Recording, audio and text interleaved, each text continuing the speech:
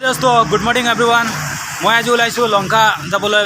আপোনালোকে শুনিছে লংকা চহৰখন ইমান উন্নত হৈছে আৰু এতিয়া আছোঁ আমি পাটকাই গ্ৰাউণ্ড ফ্ল'ৰত আৰু এতিয়া যাবলৈ ওলাইছোঁ লংকা শ্বপিং কৰিবলৈ আৰু আমাৰ ব্লগৰ জৰিয়তে আপোনালোকে দেখিব পাৰিব লংকা চিটিখন কিমান উন্নত হৈছে।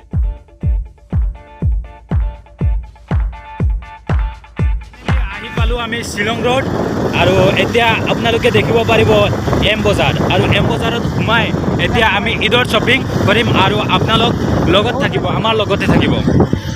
ফাইনেলি এইখন হৈছে এম বজাৰ আৰু এম বজাৰৰ ভিতৰত সোমাইছোঁ।